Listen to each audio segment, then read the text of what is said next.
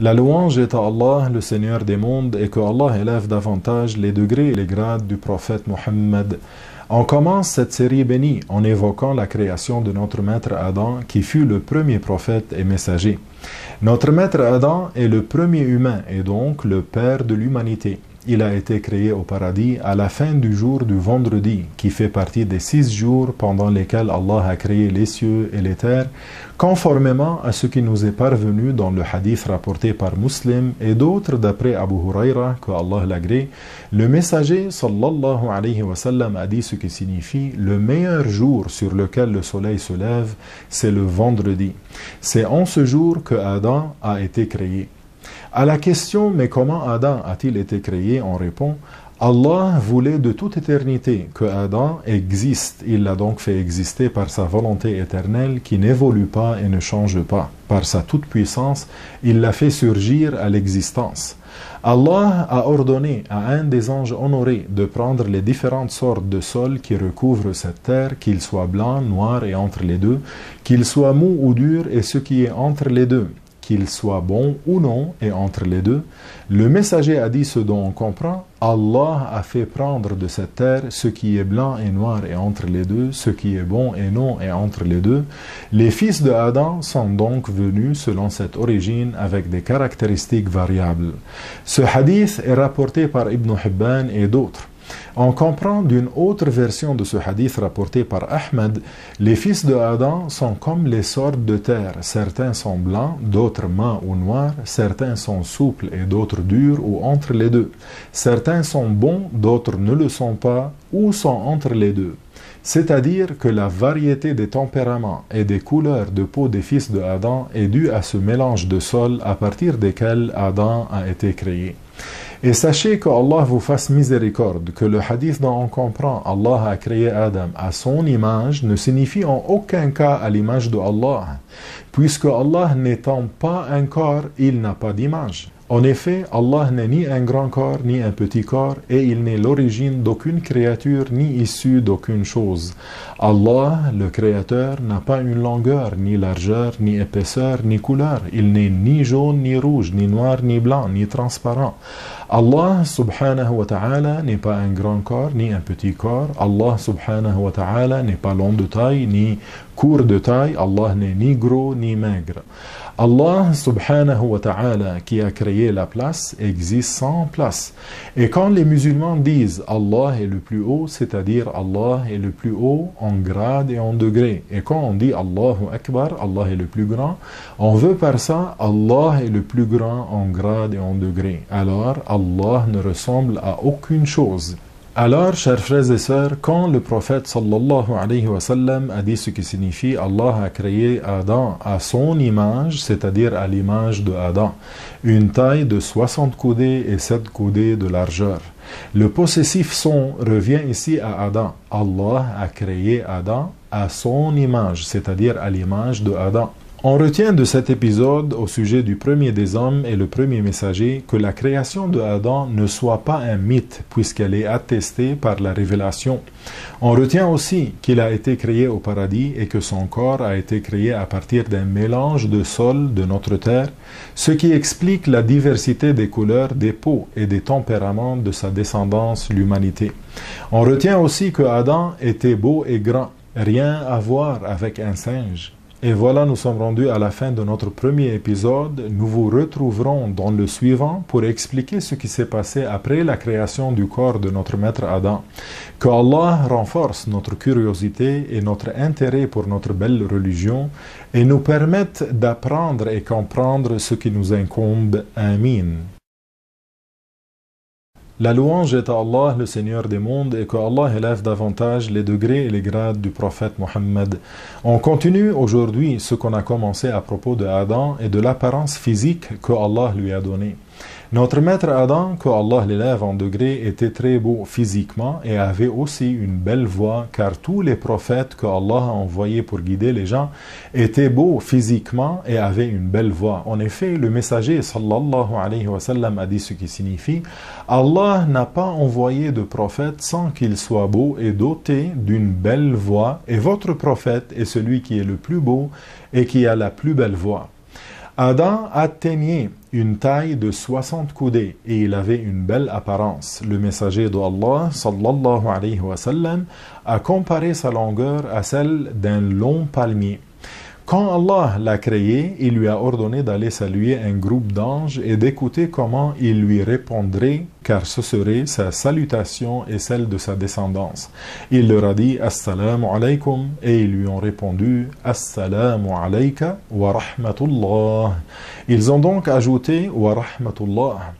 Tous les gens qui entreront au paradis auront la taille de Adam. En effet, il a été rapporté dans le Musnad de l'imam Ahmed avec une bonne chaîne de transmission, d'après Abu Huraira, que Allah l'agrée, que le messager de Dieu, sallallahu alayhi wa sallam, a dit ce qui signifie, certes, les gens du paradis y entreront avec l'apparence de Adam, une taille de 60 coudées et 7 coudées de largeur. L'imam Ahmed a rapporté du messager d'Allah sallallahu alayhi wa sallam un hadith dont on comprend, après avoir créé le corps de Adam, Allah l'a laissé un certain temps et Iblis est venu tourner autour de lui en disant « Tu as été créé pour une chose éminente ». Il y a dans ce hadith authentique une preuve que Iblis se trouvait au paradis au moment de la création de Adam. C'était avant qu'il apostasie et devienne mécréant. À ce moment, il était encore musulman et accomplissait des adorations avec les anges, bien qu'étant d'une espèce et d'une origine différente. En effet, les anges sont créés à partir de lumière, alors que Iblis a été créé à partir d'une flamme pure.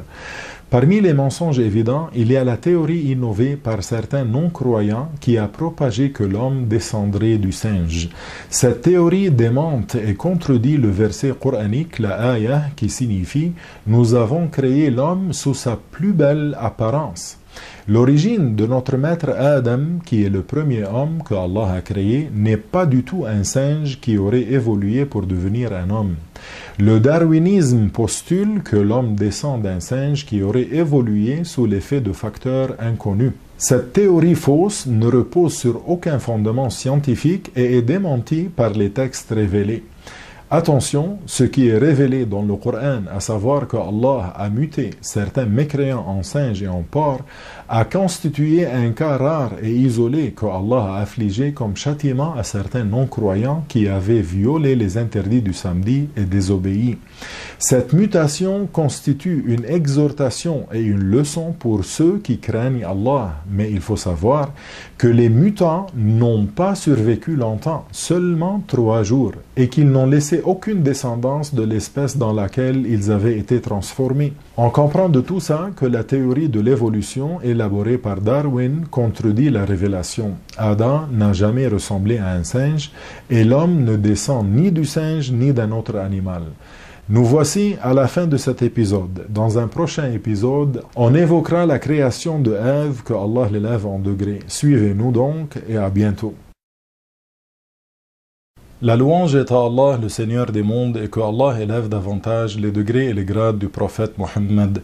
Après avoir expliqué la création de Adam et mis en garde contre le darwinisme, nous allons parler dans cet épisode de la création d'Ève et de ce qui s'est passé au paradis avec Iblis et de sa nature. Commençons cet épisode, Inch'Allah, en parlant de la création de Hawa alayha salam. Allah subhanahu wa ta'ala a créé Hawa à partir de la côte de Adam, sa plus petite côte à gauche, comme le confirme le hadith rapporté par Al-Bukhari et Muslim.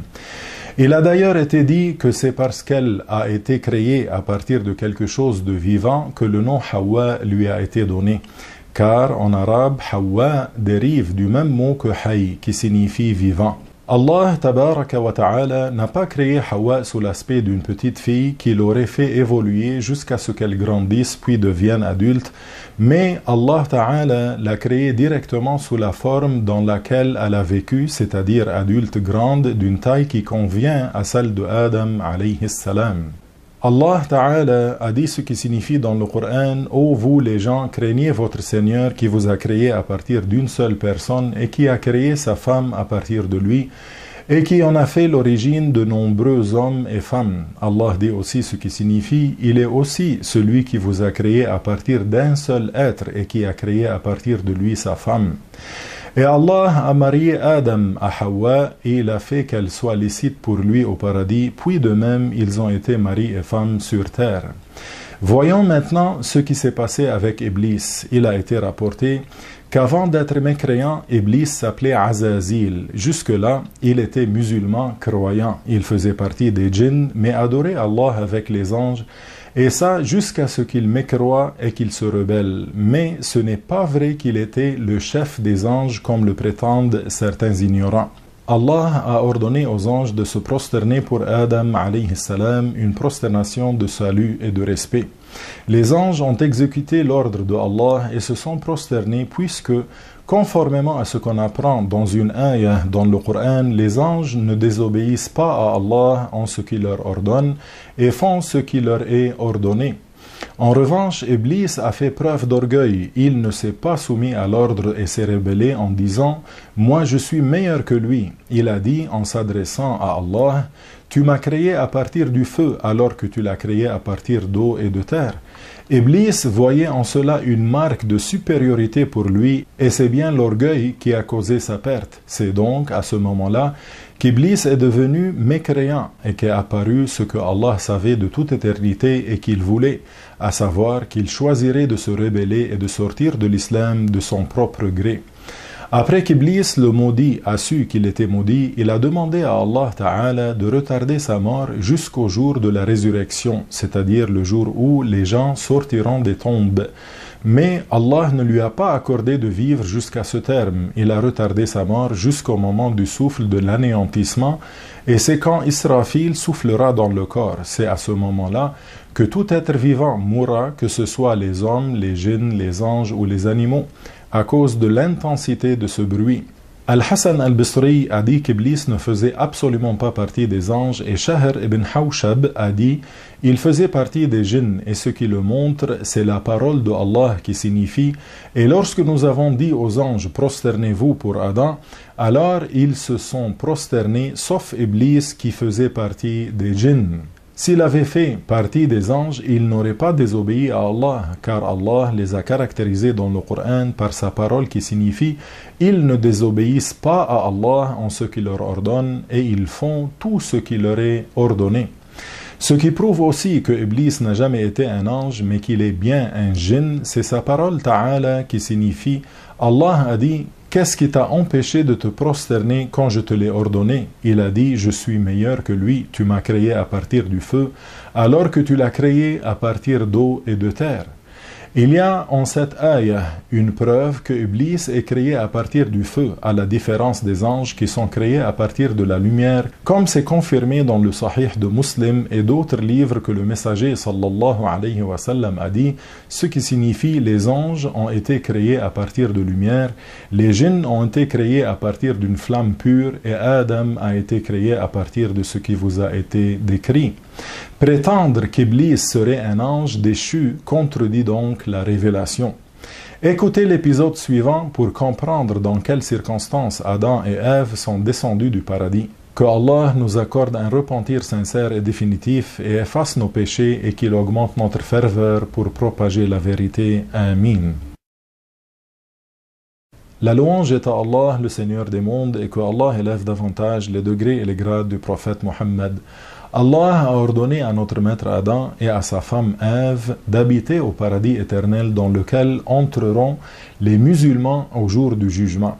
Allah leur a permis d'y vivre, de manger des fruits du paradis, de boire de l'eau du paradis et de se régaler sans difficulté ni fatigue pour obtenir ce qu'ils souhaitent. Tout excepté le fruit d'un arbre qu'il leur a interdit. Allah les a aussi mis en garde contre Iblis.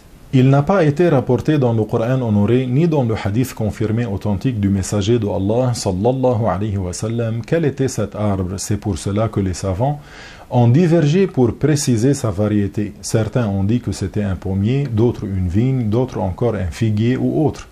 Il est possible que ce soit un de ceux-là, comme il est aussi possible que ce soit un autre arbre que tout ce qui a été cité. Allahu Ta'ala a'lam, c'est Dieu qui sait. Adam et Ève ont habité au paradis et ils ont joui de ce qui s'y trouve comme délices. tout ce que la personne peut désirer et ce qui réjouit les yeux. Alors ils se promenaient entre les arbres, ils cueillaient leurs fruits et ils s'en régalaient, ils buvaient de l'eau pure et bienfaisante des fleuves du paradis. Pourquoi cette vie paradisiaque a-t-elle pris fin? Adam est sorti du paradis parce qu'il a passé outre l'interdiction que Allah lui avait faite, à savoir de consommer le fruit d'un seul des arbres du paradis, alors qu'il leur avait permis tous les autres. Ils se sont repentis de ce péché juste après, mais Allah Ta'ala les a fait sortir du paradis. C'était avant que la prophétie ne descende sur Adam et qu'il ne reçoive le message. Il a reçu la révélation une fois arrivé sur terre. Et sachez que consommer le fruit défendu n'est pas compté comme un grand péché, contrairement à ce que certains non-musulmans prétendent. Les prophètes ne commettent pas de grands péchés, jamais. Après leur sortie du paradis, ils ont eu des enfants et Adam leur a enseigné les sujets de l'islam. Toute sa descendance était musulmane. Après le décès de Adam, son fils Seth, Shith, a reçu la prophétie et après le décès de Shith, c'est Idris qui a reçu la révélation. Après le décès de Idris, certains hommes ont mécru en adorant des statues. C'est alors que Allah a envoyé les prophètes annonçant à ceux qui les suivraient qu'ils iraient au paradis et avertissait ceux qui les contrediraient en adorant autre que Allah et en démentant les prophètes qu'ils mériteraient le feu de l'enfer. Sur terre, Allah a enseigné à Adam et Ève des moyens de survie. Il leur a enseigné comment semer, récolter et comment préparer les aliments pour les manger. L'humanité doit beaucoup à notre maître Adam alayhi salam. On doit donc lui être reconnaissant.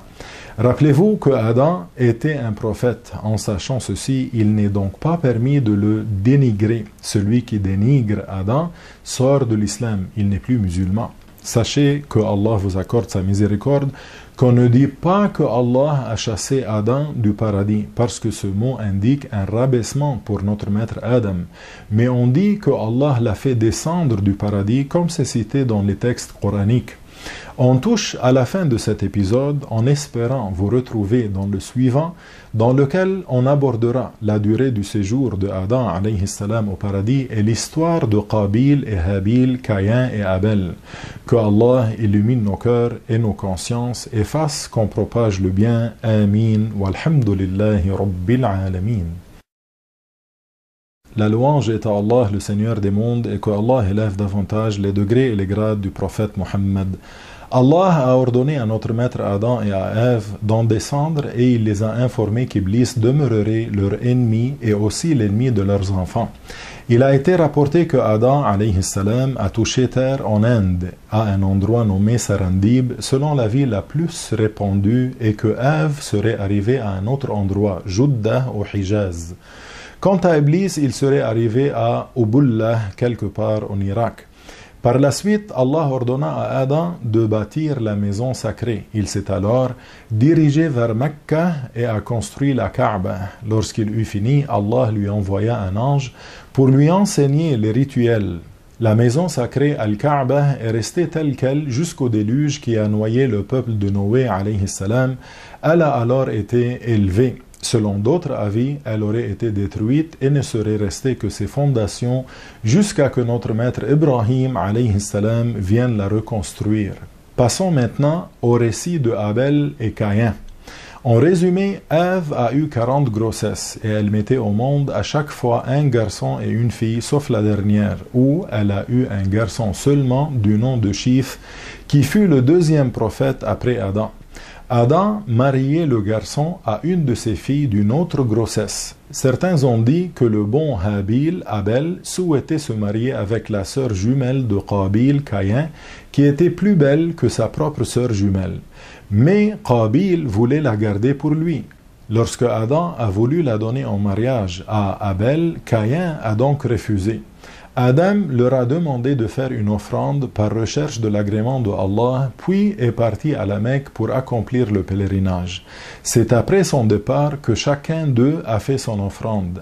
Un feu est descendu consumer l'offrande de Abel, mais pas celle de Caïn, qui s'est alors mis dans une colère noire et a menacé son frère en disant « Je vais te tuer pour empêcher ton mariage avec ma sœur jumelle ». Puis un jour, Abel a tardé au pâturage et Adam, alayhi salam, qui était rentré du pèlerinage, a envoyé Caïn voir ce qui se passait. L'ayant trouvé, Caïn a dit à son frère « Ton offrande a été acceptée et pas la mienne ». Abel lui a répondu « Allah agrée les actes des vertueux ». Plus tard, alors qu'Abel s'était endormi, Caïn, porté par sa colère, l'a rejoint. Il a soulevé un rocher et a écrasé sa tête avec. À savoir que le fils de Adam, Caïn, qui a tué son frère Abel, était croyant. Il n'était pas mécréant, mais en tuant son frère injustement, il a commis un grand péché. Revenons maintenant à leur père, le prophète Adam alayhi salam. Il a vécu 1000 ans, dont 130 ans au paradis et le reste du millénaire sur cette terre. Il est aussi rapporté que Adam alayhi salam a quitté le paradis un vendredi et en est descendu jusqu'à la terre. Il a été rapporté aussi dans les textes que Adam alayhi salam a été enterré à Mecca ou à Mina à côté de la mosquée de Al-Khayf où 70 prophètes sont enterrés. Mais leurs tombes sont dissimulées. Aucun signe n'indique leur emplacement. Il a aussi été rapporté que Adam alayhi salam serait enterré sur la montagne sur laquelle il est arrivé du paradis en Inde ou sur la montagne de Abi Qubays à la Mecque. Et c'est Dieu qui sait plus. On rapporte que Ève a survécu à son époux 1 an, puis qu'elle aurait été enterrée à Juddah, et Allahu A'lam, Dieu sait plus. Après son décès, ses descendants sont restés sur la religion de l'islam, adorant Allah, l'unique créateur, sans rien lui associer. C'est ce qu'on appelle le tawhid. L'humanité a vécu en étant musulmane durant un second millénaire sans qu'advienne ce qui fait sortir de l'islam et qu'on appelle la mécréance. C'est après le prophète Enoch Idris que certains hommes ont mécru en adorant autre que l'unique créateur des cieux et de la terre qui est Allah, Dieu. Ils ont divinisé une créature, donné un associé à Dieu injustement, ce qu'on appelle le shirk en arabe. Ainsi, Noé, fut le premier prophète envoyé à des non-croyants. Ainsi se termine notre biographie résumée de Adam, le prophète de Dieu, alayhi salam. Dans le prochain épisode, nous parlerons, si Dieu le veut, du prophète Seth, qu'on appelle en arabe Shith. Que Dieu augmente et assouvisse notre soif de connaissance. Walhamdulillahi Rabbil Alamin. La louange est à Allah, le Seigneur des mondes, et que Allah élève davantage